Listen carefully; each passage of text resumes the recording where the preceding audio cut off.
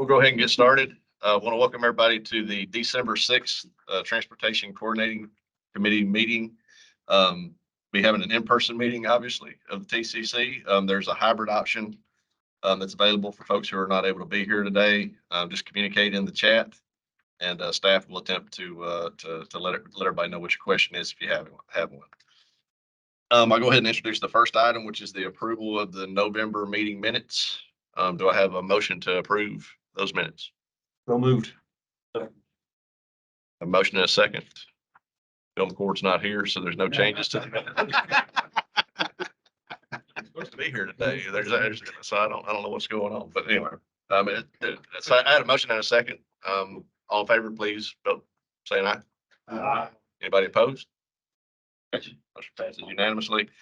At this time, I'll open the floor to any member of the public who wishes to make a comment to the TCC.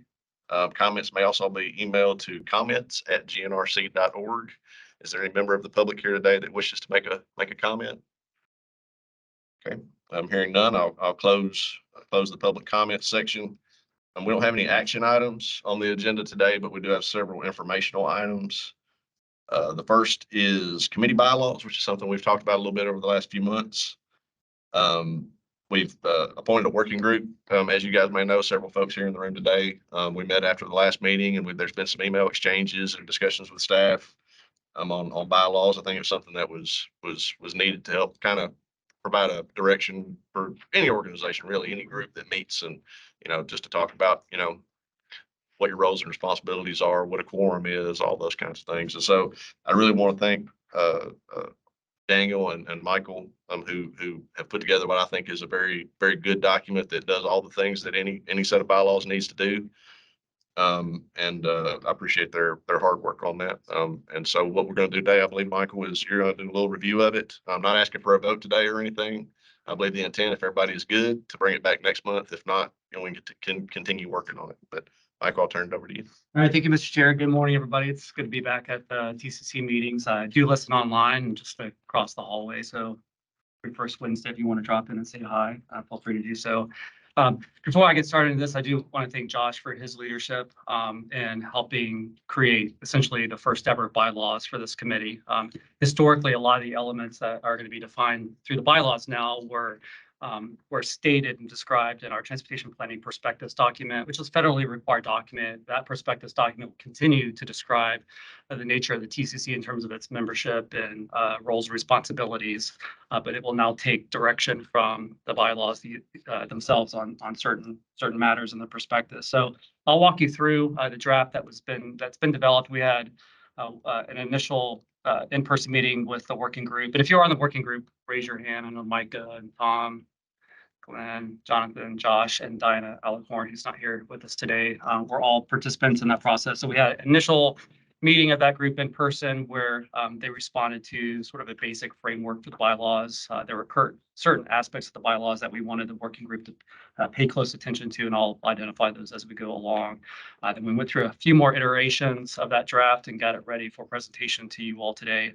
It's customary for bylaws, whether it's initial bylaws or amendments to bylaws, to be presented at one meeting and then a vote on those bylaws deferred for at least one additional meeting to allow folks enough time to weigh in on the draft, but also just make sure they're present in the moment that bylaws are adopted or amended, so that we don't pull the chair out from any member of a board or a committee. Good morning, Diana. Just giving you a shout out for your participation on the bylaws working group. More everybody else. Thank you. I think these are your parts. So looking at the draft that's provided to you in your packet under cover sheet for agenda item number 3A, we'll just kind of walk through this. A couple of things I want to point out on the front end is that the structure of the bylaws follow the template that we use as a regional council or organization. We have a variety of boards and committees that also have bylaws. And so for the most part, the structure follows the base bylaws of the Greater Nashville Regional Council. So you'll see the omission of a couple of articles that just don't pertain to the specific committee, but we like to keep the structure in place. So Article 5 always means the same thing across all of our bylaws. So I'll point that out, and I'll further explain that as we get into the draft. The other thing is just in terms of requirements for bylaws, just so that you're fully aware, you're not required to have bylaws, which is, I guess, one of the reasons why we haven't had bylaws up to this point.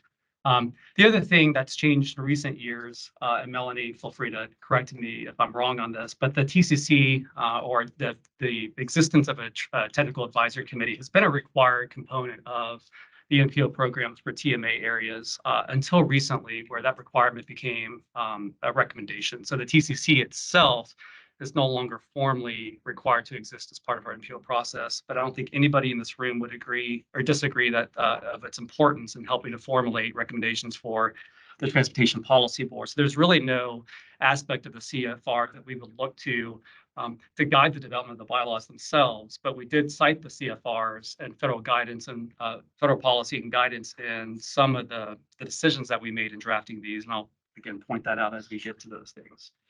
All right, so having said that, we'll just jump into it unless anybody has any questions on any of the background information up to this point. Okay, so name and purpose, nothing really substantive there.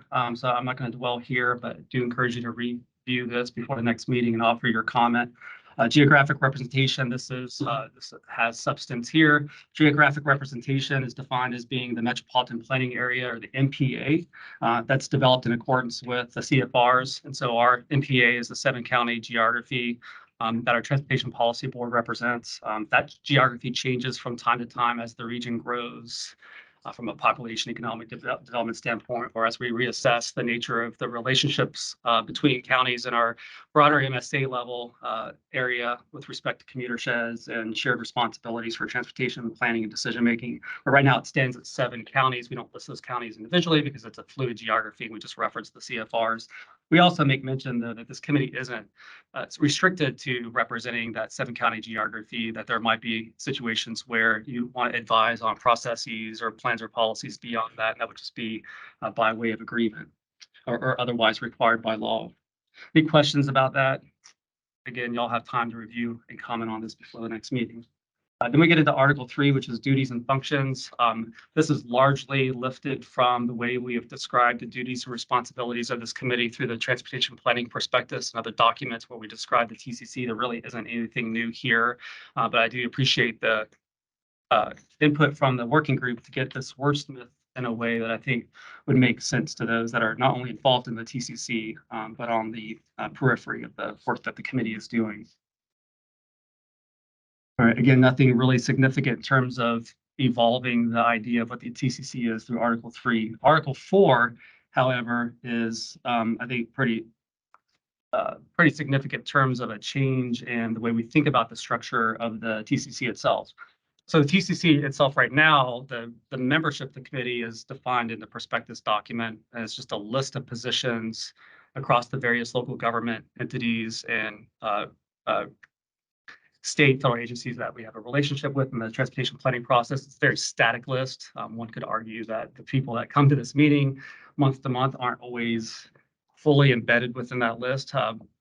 One reason is just because the names of positions and the positions themselves are fluid within local governments and state and federal agencies. But it's a very static list is the way it exists now in the prospectus document. What this set of bylaws would present is a more fluid membership. There would be 3 types of members to the committee as presented here: local government representatives, agency representatives, and at-large representatives. And I'll just walk through what each of these look like. So the local government representative would be an individual from each participating municipality or county government represented by or located within the MPA. The individual chosen to serve in that role would be at the discretion of the chief elected official or executive officer of that local government. So the city manager, county mayor, city mayor, your discretion, right? In all practical terms, this doesn't really change the nature of the makeup of the TCC, because it's just what used to happen is that we'd say it was the planning director of Wilson County. Now, Wilson County gets to decide who the representative to the TCC is, so long as that person has knowledge of and experience with planning and engineering related to the transportation planning process. So again, it's just broadening the eligibility of who represents the community and putting that at the discretion of the local government itself. The only difference, the only other thing I'll mention here is that all communities, all municipalities and county governments would have one representative to the TCC. The The caveat being Metro would have 2 representatives, and that's not necessarily because it's a larger jurisdiction. It's not about a population-based representation. It's that if you recall, on our Transportation Policy Board, Metro Nashville has 2 seats, one to represent the historic county government, one to represent the historic city of Nashville, which were consolidated in the 60s. And so we're sort of honoring the county and the city functions of metropolitan government so that they're not at a disadvantage because of the fact that they consolidated in the 60s. So that's the background to why there would be 2 seats provided to Metro Nashville. Any questions about the local government representatives? All right. And then the agency representatives would be 1 individual from the following organizations as determined by the chief executive or of the respective organization. This is a list, again, that was vetted through the working group, but if you have ideas for other entities that should be invited to the TCC as a permanent member, there would be an at-large opportunity I'll talk about in a minute, but if any other agencies you think ought to be represented as a permanent member, that would be a good place for you to put some thought and share your comments before the next meeting. But those agencies would be TDOT, TDEC, ECD at the state level, Department of Health, Department of Safety and Homeland Security, each airport authority located within the MPA. Again, the MPA refers to the Metropolitan Planning Area, which is currently the 7 counties. Each public transit agency operating within the MPA. And then this is a new wrinkle, which would be that the working group feels it's appropriate to represent each county highway department located within the MPA, which I think would make the Transportation Policy Board very happy. Because one of the things that we talk about a lot with the mayors, particularly in Nashville, is how to get the county highway superintendents more involved in the process. As most of you know, the county highway superintendents across the region do have representation on the Transportation Policy Board through an individual representative that represents the lot. That's currently Eddie Hood out of Williamson County. And that individual is selected by the County Highway Officials Association. So that would be a new addition in terms of thinking about agencies that would be permanently represented on the TCC. Any questions about any of that? I have one question about the local government representation, and this is just on the off chance that the geographic representation changes. What do we do if we, for instance, Trousdale County is a metropolitan form of government, Trousdale County, Hartsville, I don't think they're in the MPO now, but if they ever were, or if another county chose to metropolitanize, would they automatically default to metro government, 2 representatives, or is that, am I looking at that wrong? I don't think you are. I think the answer to that question is you would do whatever this committee decides to do. I mean, if you ask me what I think you ought to do, it's probably to honor it, to treat it as a metropolitan government. In fact, we might, because of your question, and if the committee is agreeable, we might just change this language to say any metropolitan government would have 2 representatives. So it's not specific to Nashville. I mean, I don't think Wilson County's planning on doing that anytime soon, but Trousdale County is already that way, and if we ever included them, I think that would also alleviate any concerns that may exist inherently in folks who aren't aware as to why we have 2 for Nashville from thinking it's for reasons that aren't related to what we're talking about now. Well, I think just speaking for Nashville, because in here it says 1 individual from each municipality and county government. So if you think about it, even though we're a metro, we represent the city and the county. So that's why we have 2 representatives. Right. So one's representing the city and one's representing. Right. So I think we would just say that there would be 2 individuals from any metropolitan government. Yeah, I think you can even take metro out because we are, even though we're a metro and we act as one, we represent both the city and the county. I think I prefer to keep metro government in here because it's a form of government spelled out in the statutes. Yes, that's fine. But I think we're all on the same page there. And so we'll make that edit if everybody's. so I didn't think about that earlier, Josh. Apology accepted. I have a question. Does the airport authority, each airport authority, I know BNA's had a representation forever, as far as I know. I know Smyrna, Rutherford County has an airport authority. It has never been a part of this. I don't know if there are a lot of other airports in the region, obviously, most of which are municipal airports, but so I didn't know if is that a new category for agency representation? Yeah, you're right. MNAA is specifically listed in the roster in the current prospectus. And so this does open the door to invite those other airport authorities to participate. It doesn't compel them to. You're not going to be able to compel somebody to participate as a member. They would have an opportunity. The option. But that's a joint Smyrna and Rutherford County. That's a joint authority. Independent of both local governments, but a joint authority. Okay. Good question. Any other questions about the first two types of members? Well, do think through the list of agencies that are named. There's no intent to exclude any agency that might have a relationship with the transportation planning process. If they deserve a permanent membership, if they deserve an invitation and we think that they would actually participate, it might be worth listing them here. But if they're not listed, we have the at-large representative type of member, which I'll talk about now. So that could be like if it's periodically important for a certain agency to be a member, then we can do that through the at-large representation. So the at-large would be a 2-year term, no limit to the number of terms this individual could serve. But it would be a position or a seat appointed by the chair of the Transportation Policy Board. And the purpose of this really, and this is where the federal guidance and federal planning initiatives and CFRs come into play. The purpose is to make sure that this committee can grow as necessary to make sure you have representation from stakeholders who represent federal planning factors and other things that are on the minds of us as we're developing transportation plans and policies that may not warrant a permanent seat, but somebody you might want to have around the table as you're developing an update to a regional transportation plan to address something specific, some specific concern of the federal government as expressed through the federal planning factors or guidance, or just an emerging issue that our transportation policy board thinks is important to be addressing through transportation planning. So that's the Disability interest or pedestrian interest or bicycle pedestrian interest. housing, Yeah. environmental, economic development. Exactly.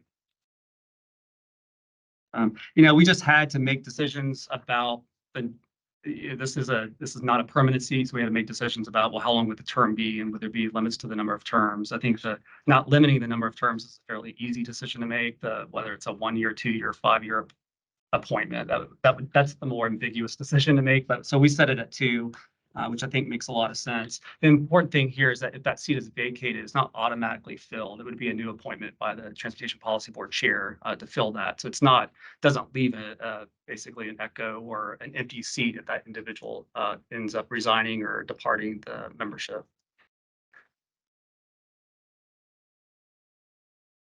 All right. Well, again, that article is probably the one that presents the most significant change in terms of the TCC itself. Article 5, officers, this is really just reflecting current practice. Probably won't dwell here. Article 6 is the first reference to an article that doesn't really apply to the TCC, but again, we try to retain the naming convention and the structure across all of our bylaws. So that is noted here. Article 7 basically just permits this committee, you permitting yourself, I should say, you permitting yourself or the chair to establish other committees, subcommittees, working groups to pursue specific activity that would be brought back to this group for further discussion. Article 8 is probably the other place we spent significant time as a working group, is just defining. Actually, before I do that, let me get back to Article 5. So the one thing that is another change to the TCC is right now, I believe your offices serve terms that go from July to June. Am I remembering that correctly? So the recommendation from the working group is to align that with the program year and the UPWP, which follows the federal fiscal year. So that would be in October through September. All right. And of course, the bylaws protect you in the event of a vacancy or in the event that you are unable to have those elections timely, the current chair would just continue to serve in that role until those elections are held. Okay, now Article 8. So procedures for meetings, there's quite a bit of discussion, particularly around quorum. And so just for background, most of the time, definitely don't want to insult anybody's intelligence. You probably operate within boards and committees where the quorum wasn't just a simple majority or a 2/3 majority. But there's a lot of precedent within our organization across the state for quorums that are actually a lot less than a simple majority. We have that at the GNRC. So our regional council body is 93 members, right? All of your mayors, 2 state legislators, and then the counties appoint a business rep and a social equity rep. So that's how we get to 93 members on our regional council body. Our quorum is 20. Right. But the wrinkle there is that at least half the counties have to be represented. And so it's not just the number of people in a room. Quorum at the regional council used to be 8, which meant that Sumner County could get together and have a regional council meeting amongst itself and its municipalities. Right. So in thinking about the quorum, we wanted some minimum number for participation in a meeting, but we also wanted to make sure there was geographic representation at present for any actions that would be taken by the committee. We also recognize that we wanted to make sure the committee through the bylaws that it wasn't misled into thinking that the Transportation Policy Board would be limited anyway in the actions that it was taken based on actions that were or were not being taken by the committee, right? So there is an acknowledgement of the importance of the work that the committee does and a recommendation that any proposed action that might be considered by the Transportation Policy Board have carry an endorsement from this committee on matters related to the TIP, the UPWP, and the RTP. But in no way can this committee inhibit the Transportation Policy Board from taking action regardless of whether that endorsement was had or not.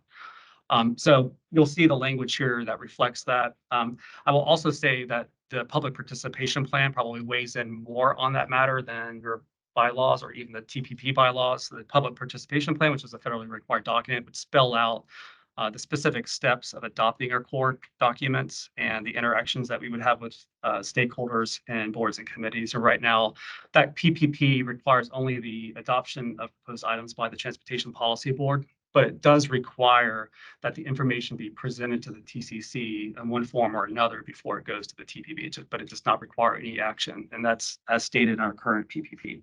So anyway, looking at procedures, having said all that, a quorum is not required for the committee to meet to review information or to formulate ideas and strategies defined in for its purpose defined in Article 1, but it is required for any amendment to these bylaws. So that would be the only required quorum would be amending these bylaws. But it is encouraged for any actions taken to support or endorse policies, plans, programs, grant awards, or resolutions that will be considered by the Transportation Policy Board. Does that make sense? And again, such support is not a prerequisite to any action taken by the board itself. In terms of the definition of a quorum, I really appreciated the conversation we had back and forth on this matter, but the group arrived at a quorum consisting of 10 local government representatives, thinking about the fundamental responsibility of the MPO is to make sure that decisions made with federal funds to improve the transportation system that have historically been made at a state level are appropriately incorporating considerations brought to bear by local governments within the area that those improvements are being made. So the focus here on the local government reps is really intentional, but it'd be 10 of those who together represent at least 50% of the counties comprising the MPA. So that would be currently 4 counties would have to be represented. A county would be considered representative if the county government rep or a rep from any of the municipalities within that county are present as part of the group of 10. To make sense. Okay. I think the rest of this is pretty straightforward. 8.5 through 8.8. Article 9 staff is really reflecting current practice. Article 10 is omitted because it doesn't specifically apply to this committee. Obviously, y'all have a relationship to budget and dues, but those things are decided at the Transportation Policy Board and Regional Council governing body level. And then Article 11, effective date and revisions. Again, we acknowledge here that amendments should be brought forward at one meeting and then a vote deferred until a subsequent meeting, whether it's the next meeting or some other subsequent meeting. It's important that folks have a chance to organize themselves before any action be taken on the bylaws. Mr. Chair, appreciate the opportunity to work with you on this, and thank you to the members of the working group. Thank you, Michael. I appreciate you guys putting this together. I'd say you mentioned the quorum approach. I felt like that was a good way to handle that because with adding the highway department members and airport members, we'd end up having to rent Bridgestone Arena or something to get a quorum together. So I think the way that you've come up with to handle that is good, and it mirrors the TPP, correct? Basically, It mirrors the GNRC. GNRC. The TPP is still a simple majority. Right. Okay. Well, does anybody have any questions for staff? Curiosity, what are our current quorum rules? I know we have to have a quorum still. What are they currently? It's half plus one. +1. Right now, we have to have 19 people. Definitely an unofficial quorum, basically, because there's no bylaws, right? So. Sorry, I didn't notice this when we were having the discussions earlier, but for the agency members, would it make sense just to add FHWA in there for agency members? I mean, we list TDOT, TDEC, all the other It's agencies. true. I think we were just like assuming, right? But we listed Assumed they TDOT. would be in there, but we named everybody. We're not technically a member and we, you know, so I think we're here more in like a Yeah. yeah. So I mean, so But I think we should list it either way. So maybe we add like, 4 point whatever that, FHWA will act as an advisory, that kind of thing. I think I made a note too. Yeah. And I'm like, oh, we totally didn't think about We that. were looking through that. I looked over there and saw Melanie sitting there. I'm like, why don't we not list you guys in there? I feel like it's very much, it's like, We assume it, but yeah, like we're here, but we're also not part of the decision-making part. Like we're here to advise on it, make sure, what's happening is okay, I guess, in terms of federal regulation, but, I just think it's We're good not to let everybody know that like y'all are a yeah, permanent that we're, yeah. institution here, that we want you to be here. I was thinking the same thing. And so in that, I think we could come up with something that just says FHWA will act as in an advisory role to the TCC committee. Yeah, same with FTA. We might just Yeah. more broadly reference USDOT and the modal administration. exactly. I agree. Versus adding them to the list, which could be amazing. Right. Another question, just from curiosity here, for the policy board, are their votes in any way weighted? I've been involved in MPOs in the past whereby the larger cities' votes are weighted, but that's not the case for here. This is a point of contention, born out of some history here. Historically, the Transportation Policy Board did have a weighted vote structure on that could be enacted. It's not by default, but could have been enacted by any member of the board on matters pertaining to funding, essentially in the TIP. That was removed after state law was passed in response to Project GNRC a few years ago. We had promised ourselves at the time, though, not to open up any scabs here, but it is important to staff that there's representational equity in the process. And right now, one could argue it's not specifically representational equity because there's no weighted voting. Organizations that don't have weighted voting would typically the board would be structured in a way that was more closely representative of the distribution of population. So, when you look at MPOs that don't have weighted voting, you would see that the largest community probably has more seats than the smaller ones. And there's a lot of examples of this across the country, but this was a very politically sensitive issue where funding was attached to that. So the board is simply just did a straight removal of weighted voting, so that no longer exists in the bylaws. But it might be something that the policy board, this would not be staff driven because we're not interested in creating drama, may explore over time because it didn't make that commitment to itself that it would ensure representational equity. Well, I just saw this as a 1-to-1 vote, and I didn't know if we were to mimic policy board if that was the case. I think it's perfectly fine, even if the board had weighted voting for this committee to not overcomplicate it in that way. And the other thing is to remember that, GNRC does a lot of regional planning that intersects with transportation. So, beyond the transportation planning work that we do, the group here, we have planning directors, public works directors, agency staff, and you think about when we're working on the climate action plans, when we're working on regional solid waste master plans. We're working on our economic development strategy for the region. Y'all really ought to be helping to formulate recommendations for those too. So yes, there is an acknowledgement that the history of the TCC is tied to the NPO process, but when you look at high performing NPOs and COGs across the country, they're leveraging your full range of expertise and knowledge for regional plans that are out there. So another reason not to try to mimic all aspects of the Transportation Policy Board, which has a very specific responsibilities as defined in the code. Good discussion. Anybody else got anything for Michael? We want to put out by like the federal highway or any of the Tennessee departments, non-voting advisory on there. I don't know if that could cause a conflict because those are funding agencies for a lot of the things we're voting on. Well, right now, we could make it so that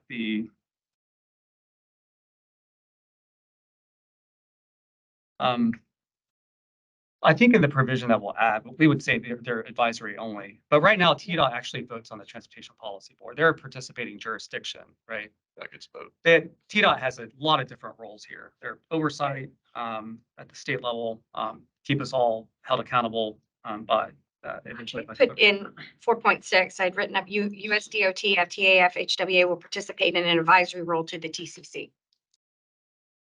Say that the list again. USDOT, FTA, FHWA will participate in an advisory role to the TCC. Yeah, the federal partners, Yeah, which is. our current- federal partners, I which is mean, the current practice, right? They're non-voting member of the TCC now, they're a non-voting member of the TPP.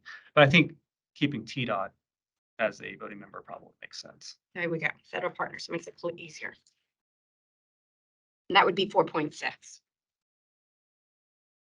Are the officers' position limited to local county government reps? Or is that, I don't read it that way now. Do you want it to be? no, I hesitated asking, so, no, just because I know for purposes of the quorum, like state reps do not, state agency or agency reps do not qualify for the quorum. So I was wondering if for the positions of officers, that was the case. I think this might be something that the committee would want to manage on its own, which is that we've had transit agencies chair the representative from a transit agency chair this committee before, and I think it's super appropriate. But it's just a matter of practice. You might not lean in the direction of having TDOT chair this committee, right? Do you want to prohibit it? That's up to you, but you could also just manage that yourself. TDOT can't do a hostile takeover of the committee, right? You're going to have to vote TDOT into that position. You, Stacy. We look, thank, appreciate that. Yeah. The idea's in his head now. I like to plant seeds, but that's a fair recommendation. So if you want to suggest that, the working group can entertain just adding that here, so it just spells it out in that manner. Informally, we kind of, I don't remember when the transit agency chaired, but we've kind of done county or county, city alternating in terms of being chair. I think Jim Mackett's here. He's plenty Oh, director. that's right. I remember. No, that's basically what I was asking. I know Yeah. it was a precedent in the past. Yeah, that's y'all's call. I mean, I think personally, there's nothing wrong with the local agency, but I do think a state agency would probably be not something you'd want to do.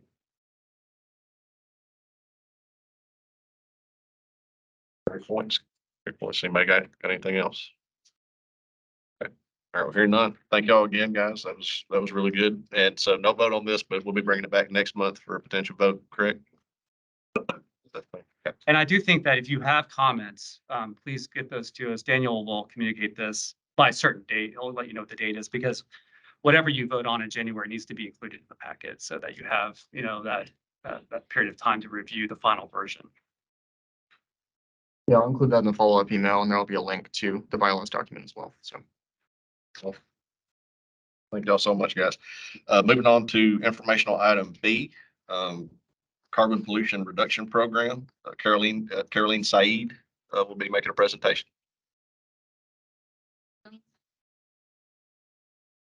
And this is Maddie. We will be presenting a little bit about the carbon pollution reduction grants, or the CPRG, and talking a little bit about how you all can potentially be involved. So it's important to note that the CPRG will be awarded in two different phases. The first phase being the planning phase, in which EPA has granted $250 million in planning grants. The Nashville MSA, which we are the lead agency for, has received $1 million in grants this past summer. And through this planning phase, we'll be developing a priority climate action plan, a comprehensive climate action plan, and a progress report over the course of 4 years. The second phase is the implementation phase. That deadline is April 1st, 2024. And EPA will be granting $4.3 billion, and this is a competitive grant. These grants will range from $2 million to $500 million.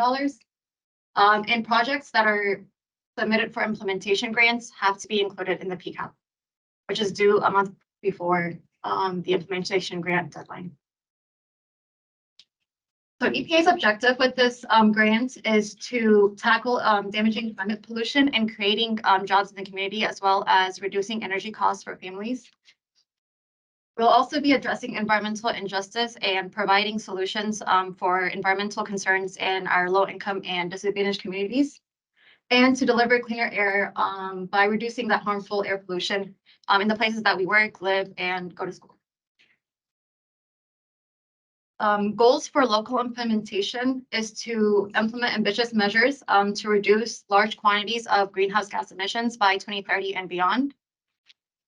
We will be pursuing projects and measures that will achieve sizable community benefits, such as reducing certain pollutants, as well as targeting low income and disadvantaged communities. To maximize these reductions in community benefits, we'll be also complementing them with other funding sources. And we will be pursuing policies and programs that we can replicate and scale up. This is the planning area for CPRG. It includes the counties within GNRC, which are highlighted in the black border, as well as the Nashville MSA counties, which are in gray. In total, it's 17 counties. These are the 3 deliverables for the planning phase. The first one is the Priority Climate Action Plan, the PCAP. There are 4 required elements for this, one being the greenhouse gas inventory, as well as quantified reduction measures for greenhouse gases and a benefits analysis for the low income and disadvantaged communities, as well as a review of authority to implement. These other elements are either not required or encouraged. A year following the PCAP, we will be submitting a comprehensive climate action plan. This will include elements from the PCAP in a larger depth, as well as some of the other elements that were either not required or encouraged, such as greenhouse gas emission projections and reduction targets, as well as a more in-depth analysis, including a general benefits analysis and a workforce planning analysis. Then following up with that, we will be submitting status report to highlight any statuses or updates for those elements that were included in the action plans. So again, the PCAP is due March 1st. The first 4 deliverables are the inventory, the reduction measures, the LIDAC benefits analysis, and a review authority to implement. We'll also be holding several stakeholder and public engagements to get community feedback as we develop these plans, as well as working with other government agencies and other agencies during these plans. These are the 7 sectors that we'll be developing a greenhouse gas inventory for. These are EPA defined. There's industry, electricity generation, transportation, commercial and residential buildings, agriculture, natural and working lands, as well as waste and materials management. And we will be developing an inventory for each of these sectors.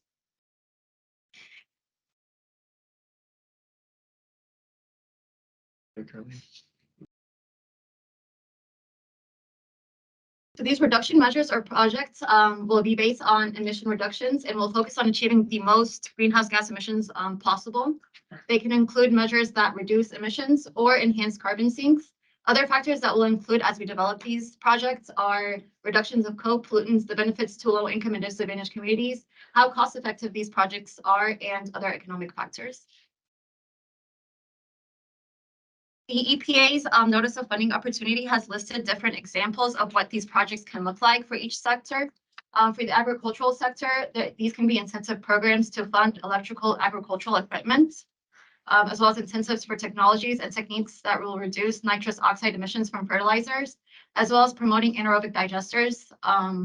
For carbon removal measures, this can look like policies that promote improved forest management, urban afforestation, green infrastructure programs, and restoring degraded lands and forested lands.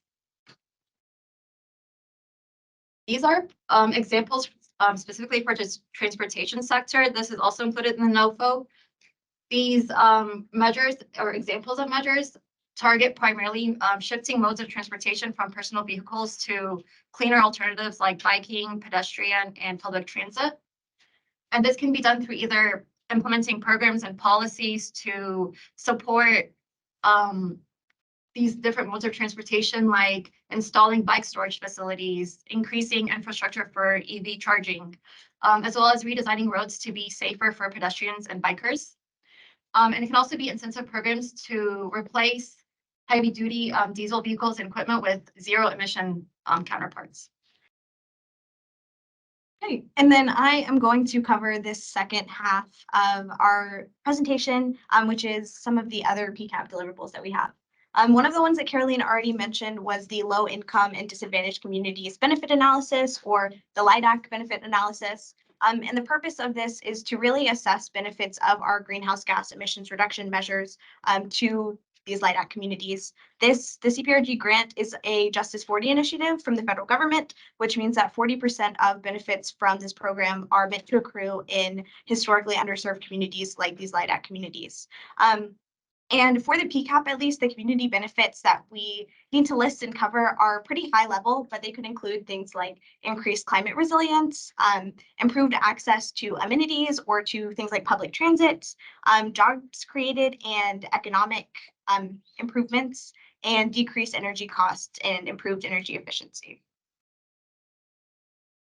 And then the other deliverable that we have to complete for the PCAP is our review of authority to implement. And for each of the measures that we identify as possible greenhouse gas reduction options, we essentially need to take a look at all of the existing legislation that might impede our ability to sort of fulfill those projects and get them from plan to on the ground. And so this will really involve looking at existing state and local policies and plans that might hinder our ability to move things along. So what are GNRC's next steps? First, we are embarking on a slew of intergovernmental, stakeholder, and public engagement events. We are working and coordinating pretty heavily with TDEC, Metro Nashville, and with some other agencies for the different sectors because there's a lot that we have to do. We plan to start stakeholder and public engagement in early January. And then we also are planning a committee structure and some other kickoff meetings to also occur in January, which I'll tell you more about. So here is our planned committee structure. You'll see a series of technical working groups on the screen. There is one for every one of those EPA designated sectors. And essentially the idea is to have 10 to 15 industry professionals in each of those working groups to help advise us on plan development and also on things that we just might not be aware of in each of those sectors. So I think the one that might interest a lot of people in this group specifically is transportation, but we also have groups for all of the other sectors. I think the big ask here is that if you're interested in this program, or if you know someone who maybe isn't in the transportation fields, but has an interest in this sort of climate pollution reduction, if you know anyone, or if you would like to serve, please reach out to us and we would love to find a role for you and help include you in this process, because that's exciting for us too. So we have those technical working groups, and then one representative from each of those working groups would then serve on a series of committees. So a technical committee, a steering committee, and an outreach committee. So in the technical working groups, there would be like 10 to 15 people, and then a group of 3 would be pulled from each one and serve one person on technical, one person on steering, one person on outreach. And again, this is really helping to guide the plan's development and how we're completing each of our deliverables. And then just to reiterate, why are we completing this big planning process? It's for these implementation grants. Our PCAP is due March 1st. The NOFO closes on April 1st for implementation grants. The big thing to note here is that if you would like to apply for an implementation grant, the project that you're applying for needs to be in our PCAP, which means that in some way, shape, or form, there has to be a level of communication between grant applicants and us so that we can make sure that we're including that project in our priority climate action plan. You could also include that project in the state's priority climate action plan because they are completing one as well.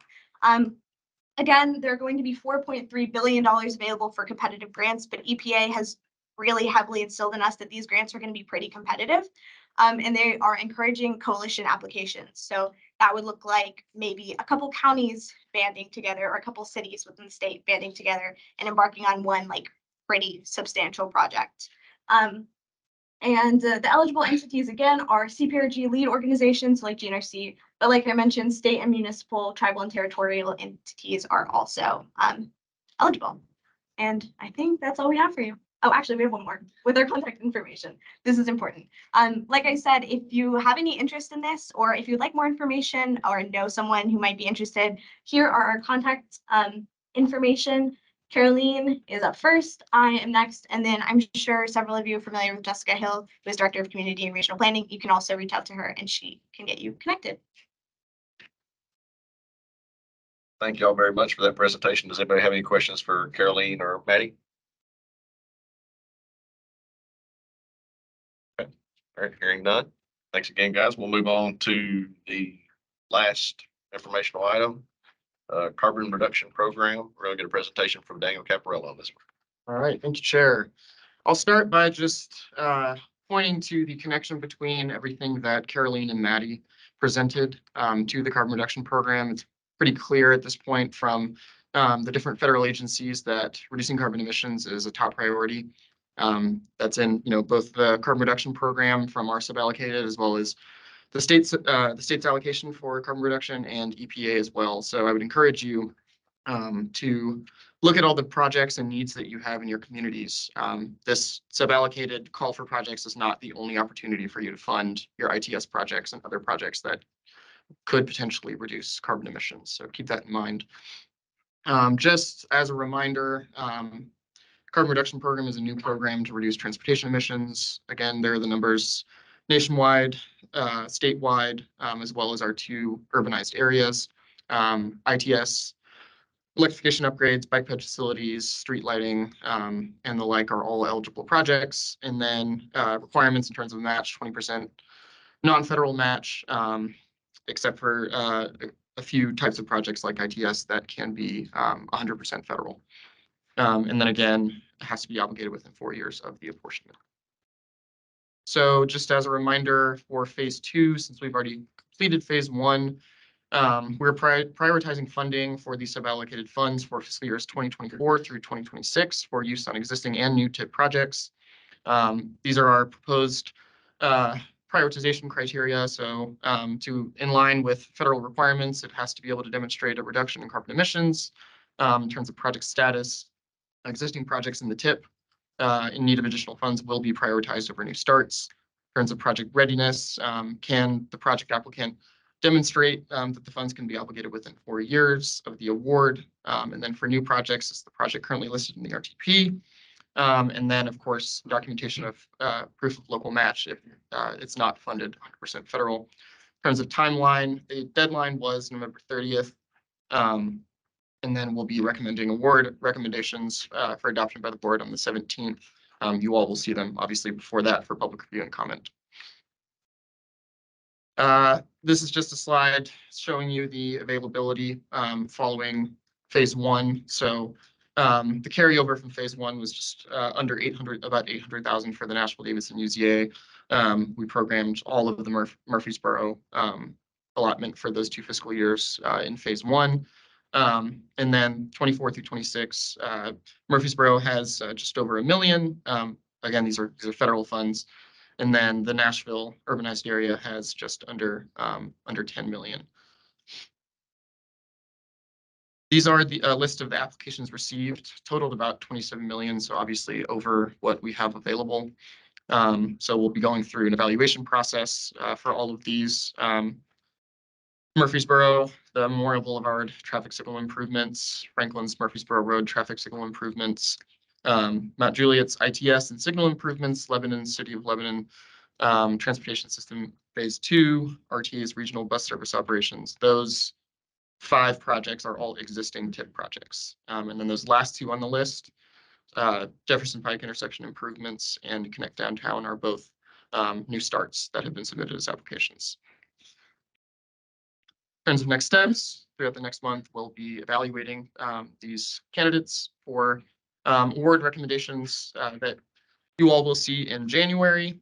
And again, there's the timeline. Happy to take any questions if anybody has any.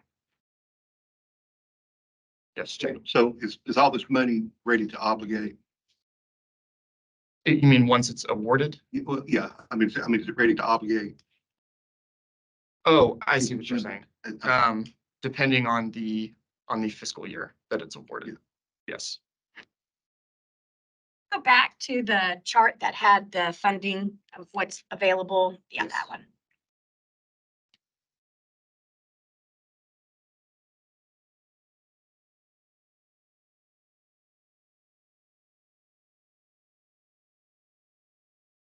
Does anybody else have any questions for Daniel? Daniel, do you have anything else on that? Thank you to everyone who submitted applications. I think we have everything we need at this point. All right. If there are no other questions or comments, we will move on to the action items on there that we don't have any. So regular reports.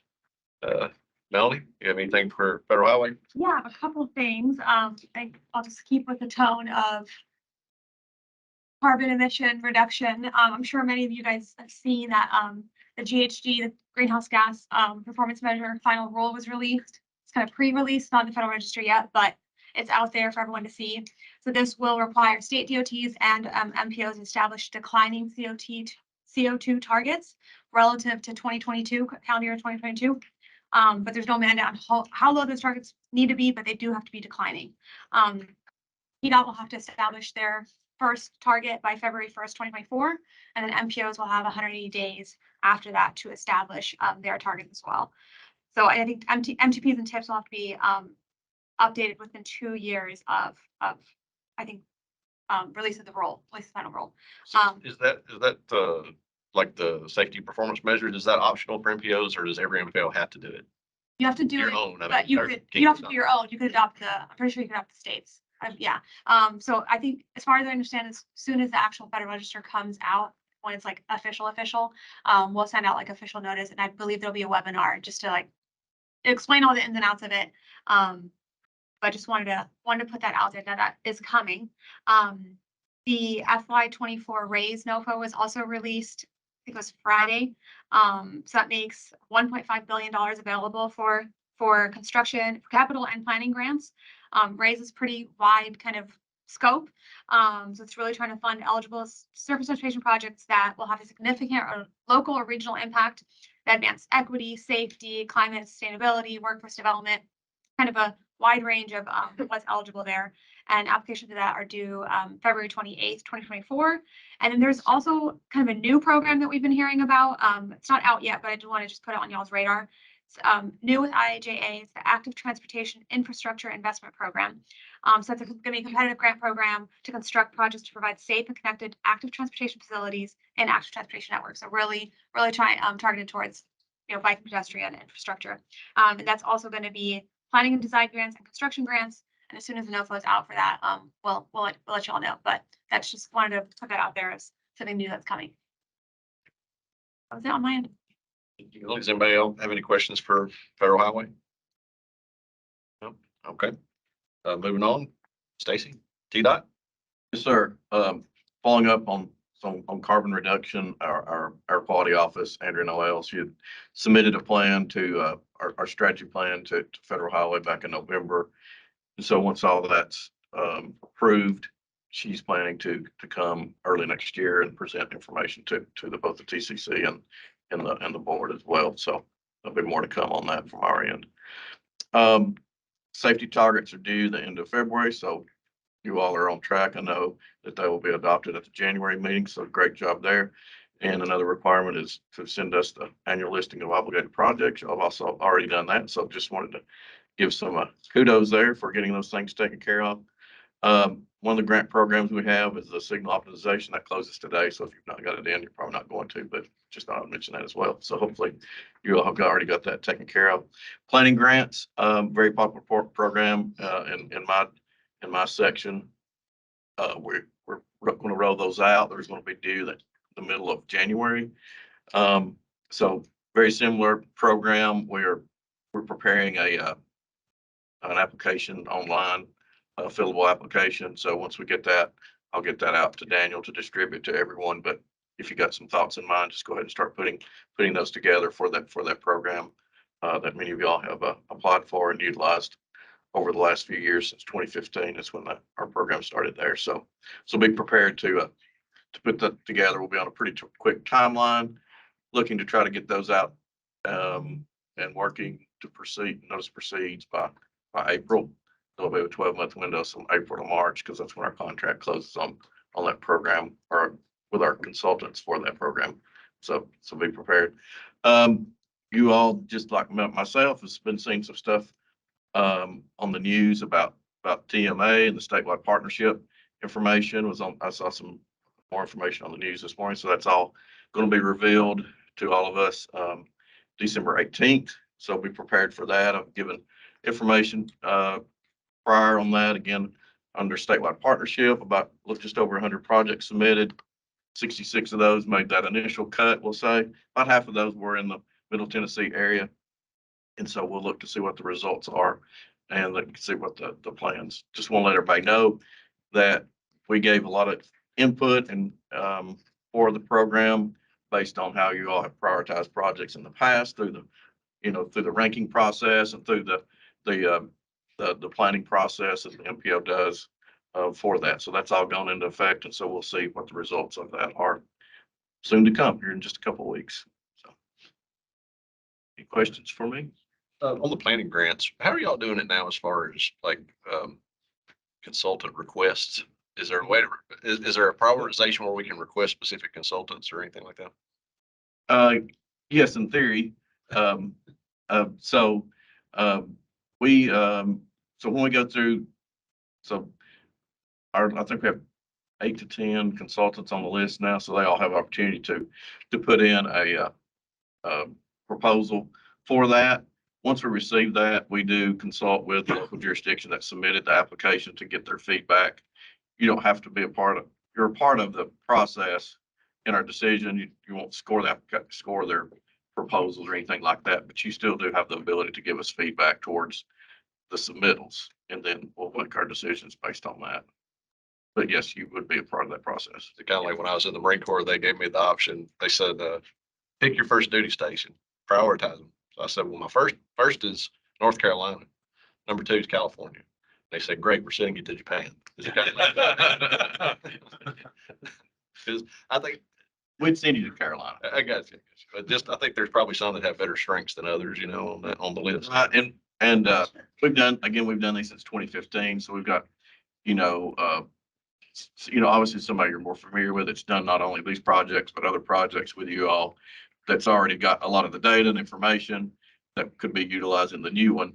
We see that as an opportunity to, to strengthen your overall planning program. So yes, we do take that into account.